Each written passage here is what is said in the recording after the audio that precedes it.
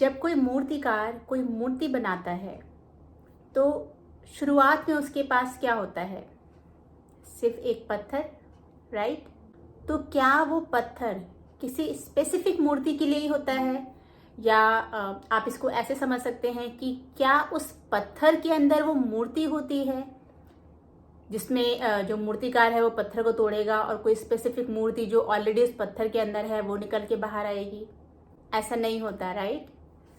तो वो जो पत्थर है उससे क्या मूर्ति बनेगी या कौन सी मूर्ति बनेगी, इसके कितने ऑप्शंस हैं, मतलब मल्टीपल ऑप्शंस, हजारों लाखों ऑप्शंस हैं कि वो उस पत्थर से, जो मूर्तिकार है वो उस पत्थर से कौन सी मूर्ति बनाना चाहे।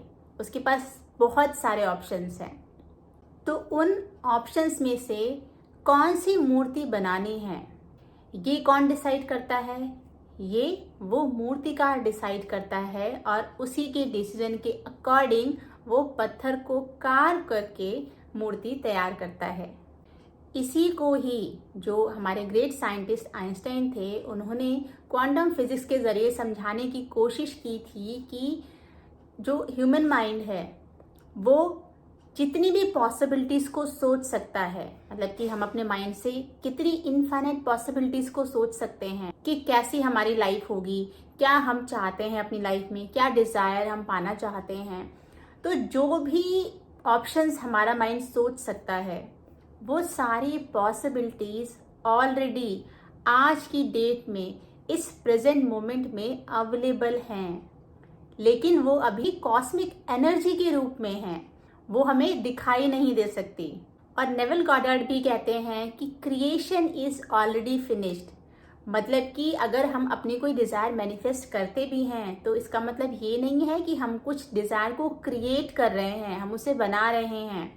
ऐसा नहीं है, वो सारी पॉसिबिलिटीज़ ऑलरेडी क्रिएटेड हैं कॉस्मिक एनर्जी में, यूनिवर्स में। और अपने उस डिज़ायर्ड वर्जन को हमें मैनिफेस्ट करने के लिए अपने आप को उसके साथ अलाइन करना होता है। थोड़ा कंफ्यूजिंग लग रहा होगा, तो इसको जो मैंने एग्जाम्पल मूर्तिकार वाला दिया है उसी से ही समझने की कोशिश करते हैं। हेलो फ्रेंड्स, मेरा नाम है अनीता और आज की वीडियो में मैं आप सभी का मोस्ट वेलकम करती हूँ। तो इस एग्जाम्पल में जो पत्थर हमने लिया है जिसमें कि मूर्ति बनाने के लिए मल्टीपल ऑप्शंस अवेलेबल हैं, तो उस पत्थर को आप कॉस्मिक एनर्जी की तरह समझिए, यूनिवर्स की तरह समझिए, जिसमें कि बहुत सारे multiple options, infinite options available हैं हमारी लाइफ के लिए। कि फॉर एग्जांपल, जैसे आप चाहते हैं कि आपकी लाइफ में आप रिच बनना चाहते हैं, आप पुअर बनना चाहते हैं, आप हेल्दी लाइफ जीना चाहते हैं या बीमार लाइफ जीते हैं, ये सारे वर्जन ऑलरेडी उस कॉस्मिक एनर्जी में अवेलेबल हैं। और इस एग्जाम्पल के थ्रू हमारा जो रोल है वो एक मूर्तिकार का है, क्योंकि मूर्तिकार डिसाइड कर रहा है कि उसे उन इनफाइनाइट ऑप्शंस में से कौन सी मूर्ति उस पत्थर से बनानी है। तो सेम तरीके से हम अपनी लाइफ के क्रिएटर हैं, तो हम डिसाइड करते हैं कि हमें उस इनफाइनाइट वर्जन्स में से अपनी लाइफ का कौन सा वर्जन हम अपनी प्रेजेंट रियलिटी में एक्सपीरियंस करना चाहते हैं, उसे मैनिफेस्ट करना चाहते हैं। क्योंकि अब मूर्तिकार को वो पत्थर नहीं बोलेगा कि मैं किसी स्पेसिफिक मूर्ति के लिए ही बना हुआ हूं, तुम ऐसे कोई भी मूर्ति मेरे से नहीं बना सकते। वो पत्थर ऐसा नहीं बोलेगा। हाँ, लेकिन ये हो सकता है कि ये लिमिटेशन मूर्तिकार जो मूर्तियां बनाने वाला है वो इस लिमिटेशन को अप्लाई कर सकता है, लेकिन पत्थर की तरफ से कोई लिमिटेशन नहीं है, आप उस पे कोई भी मूर्ति कार्व कर सकते हो। ऐसे ही यूनिवर्स की तरफ से कोई लिमिटेशन नहीं है हमारी कोई भी डिज़ायर को मैनिफेस्ट करने के लिए। जो भी लिमिटेशन हमें लगती हैं वो खुद हमने ही अपने आप क्रिएट की होती हैं अपने लिए। इसलिए ये जो मल्टीपल वर्जन आपकी लाइफ के हैं कि आप गरीब भी हो, अमीर भी हो, हेल्दी हो, बीमार हो, हैप्पी हो, खुश हो, आपकी लाइफ में स्ट्रगल्स हैं, आपकी लाइफ इजी गोइंग है, आप जो भी काम करते हो उसमें सक्सेसफुल होते हो या आप जो भी काम करते हो उसमें फेलियर होते हो। तो इन सारे मल्टीपल ऑप्शंस में से एज अ मूर्तिकार आपको डिसाइड करना है कि आप क्या चीज़ को मैनिफेस्ट करना चाहते हो, किस लाइफ को अपनी प्रेजेंट रियलिटी में एक्सपीरियंस करना चाहते हो, उसे मैनिफेस्ट करना चाहते हो, ये डिसीजन आपको लेना है। और ऐसा ही नहीं है कि बस आपने बोल दिया और काम हो गया। आपको उस वर्जन के साथ, उस न्यू लाइफ के साथ अपने आप को अपनी प्रेजेंट डे में उस न्यू वर्जन के साथ अलाइन करना होता है। अभी वो रियलिटी बनकर आपकी लाइफ में आपको मिलेगा।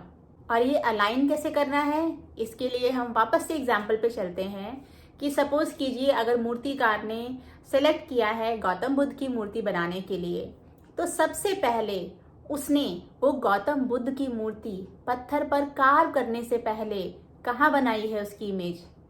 अपने माइंड में। अपने माइंड में उसकी क्लियर इमेज बनाई है कि कैसी मूर्ति उसको उस पत्थर से बनानी है। मतलब कि जो एंड रिजल्ट उसे अपनी फिजिकल रियलिटी में देखना है उस पत्थर के थ्रू मूर्ति बनाकर, उसको उसने अभी से ही इसी पल से सबसे पहले अपने दिमाग में क्लियरली उस इमेज को बनाया है। एक तरीके से वो ब्लूप्रिंट दिया है उसने अपने माइंड को कि मुझे ये मूर्ति बनानी है। तो ऐसे ही आपको भी अपनी उस नई लाइफ की वर्जन की इमेज अपने माइंड में बनानी है। उसका एंड रिजल्ट, सपोज मान लीजिए आप कोई डिजायर मैनिफेस्ट करना चाहते हैं, तो आपको ये सोचना है कि आपकी वो डिजायर मैनिफेस्ट हो चुकी है, क्योंकि एंड रिजल्ट वही होगा कि आपकी वो डिजायर मैनिफेस्ट हो गई है। तो आपकी वो डिजायर मैनिफेस्ट हो चुकी है, उसके बाद आपकी लाइफ कैसी होगी, आप लाइफ में क्या एक्सपीरियंस करोगे, आप कितने खुश होगे, एक्साइटेड होगे, जॉयफुल होगे, ये सारी चीजें आपको अपने प्रेजेंट में ये सारी चीजें फील करनी है। उसकी इमेज इमेजिन करके अपने माइंड को उस एंड रिजल्ट की इमेज एज अ ब्लूप्रिंट भेजनी है। और इसके साथ ही आपको फील भी करना है। ये सारे जो आपकी इमोशंस है ना, हैप्पी, एक्साइटेड, इन सबको आपको फील भी करना है।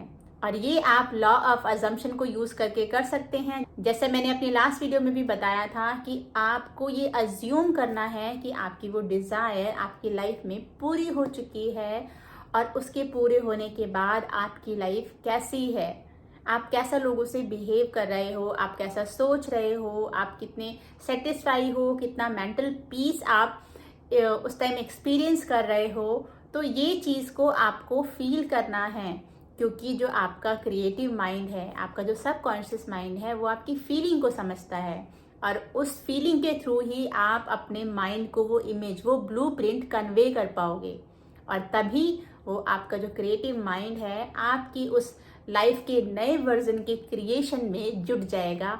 और बहुत ही जल्द आपकी वो नई लाइफ आपको आपकी फिजिकल रियलिटी में एक्सपीरियंस होगी। तो इसको अब जल्दी से समराइज करते हैं कि हम अपनी मैनिफेस्टेशन के थ्रू कोई भी नई चीज़ क्रिएट नहीं कर रहे हैं। क्योंकि कई बार क्या होता है, मैनिफेस्टेशन का नाम सुन के ना हम बहुत डर जाते हैं, सोचते हैं कि कितना कॉम्प्लिकेटेड है, कभी ज़िंदगी में ऐसा कुछ हुआ नहीं है, और हम सोच रहे हैं, मतलब हमारे खानदान में कभी किसी ने इतनी सक्सेस नहीं पाई और हम डिज़ायर कर रहे हैं कि हम इतने सक्सेसफुल हो जाएं। तो वो चीज़ ऑलरेडी क्रिएट हो चुकी है, आपको कुछ नया क्रिएट नहीं करना है। इसलिए अपने माइंड को थोड़ा सा रिलैक्स कीजिए, सोचिए कि ये चीज़ ऑलरेडी हो चुकी है, आपको सिर्फ उस चीज़ को अचीव करना है अपने माइंड के थ्रू। दूसरा, आपको अपनी उस एंड लाइफ की, उस नई लाइफ का जो वर्जन है उसकी इमेज, वो एंड रिजल्ट की इमेज अपने माइंड में देनी है, लॉ ऑफ असम्पशन के थ्रू, इमेजिनेशन के थ्रू, विजुअलाइजेशन के थ्रू और फीलिंग्स के थ्रू। और जिससे आपकी वो इमेज, आपका वो ब्लूप्रिंट आपके सबकॉन्शियस माइंड तक पहुंचेगा, और आपका सबकॉन्शियस माइंड आपकी उस नए लाइफ को आपकी प्रेजेंट रियलिटी में आपको एक्सपीरियंस कराएगा। सो आई होप आज की वीडियो आप लोगों को अच्छी लगी होगी। Thank you so much for your time. Bye bye and take care.